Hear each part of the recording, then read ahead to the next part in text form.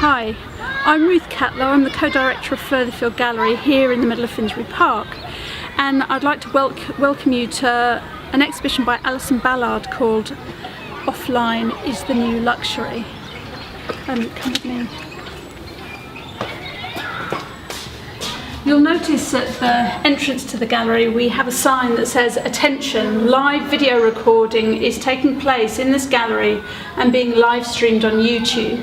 And it may well be being recorded and streamed on YouTube any place, any time, any day, anywhere, while you're out and about your daily business. And that's something of what this show is about. It's about how the way we use our devices and the way other people use their devices around us changes what it feels like to be in the world, what it feels like, how it changes what it feels like to have a body, and how it changes the way we relate to each other because of those things. So let's start with a touch of other. You might want to come and, because I'm going to talk while I'm molesting the screen. Okay, I find this a very suggestive and rather inviting work. Here the ghost of a thumb is stroking both the screen of a tablet but also a cat down someone's back, across someone's chest, and we're never quite sure that the images that we're looking at quite what they are and really whether I should be doing this. I have tried to see what happens when I do this, and it just kind of readjusts itself and starts back with the slow stroking. You should give it a go. Stream of consciousness. Like many yoga videos we might find online, this is a guided meditation. This is it's given to us by Paula Miura, who runs a yoga studio in Southend. And it's in Chalkwell Park, which is a park quite similar to Finsbury Park that has these Victorian gardens, these formal gardens. And this kind of makes you kind of wonder as to why we aren't actually outside, getting the benefit of the sun and the wind. From the right side, the left side of the body, move into your... And there's 4 cushions here, so there's a kind of invitation for a group meditation. This is a series of looping GIF animations called Moment of Impact. We're not sure where these images are from, but if you're used to looking at images of war, like many of us are, unfortunately, online, you can recognise from these kind of numbers and letters here that these are probably from CCTV cameras. They're the kind of footage that you can find on maybe non-UK channels like maybe Russia Today or Al Jazeera. And I think there's something uncomfortable about these because we're really not sure whether people have been harmed.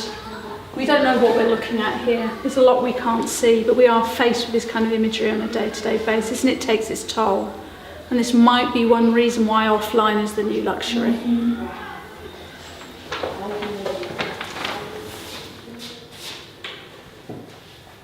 The room was empty. So, there's 2 pieces in this room. Sat on a bench. A man filmed the woman. The piece that I'm looking at towards the man. is called Monologue. And it The woman depicts spoke about art. speed reading. Our thoughts are guided by the text on the wall and interrupted by the voice of a narrator. We don't know where the narrator is, but we suspect that the narrator is watching us because they seem to be describing what we're doing, which is creepy. The text says, "A voice in our head that is vocalising the words as we read them. But not everyone hears the same narrator. Sometimes the inner voice is heard as the reader's own voice, and sometimes it is heard as the voices of other people, either real or fictional. For example, it's not uncommon to hear text messages in the voice of the sender, or to hear the voices of characters in a book as they speak. Hearing the words in our own heads as we read helps them to understand and digest what we're reading, but it also slows us down. We can read much faster when we remove the inner voice. Speed reading technologies."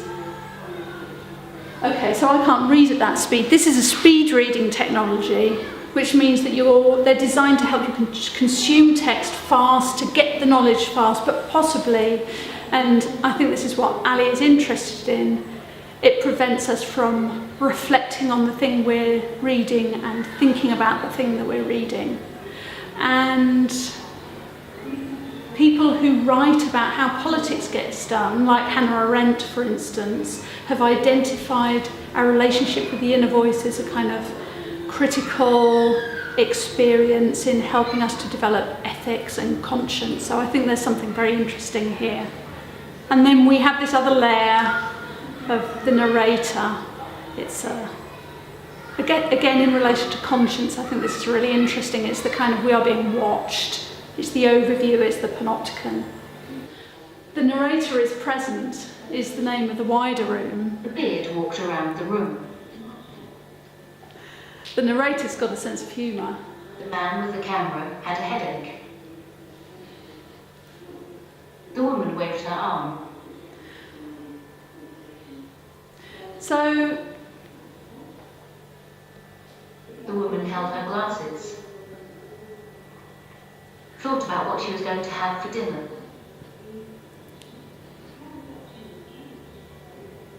the woman listened to the narrator.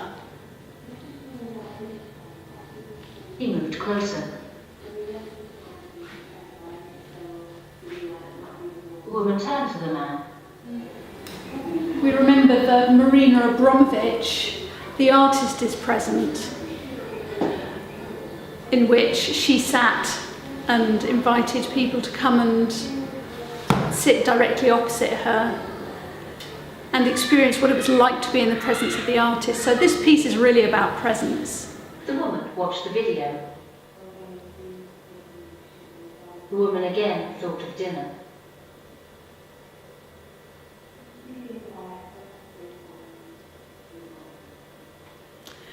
It's completely impossible for me to The woman speak sat. while being narrated.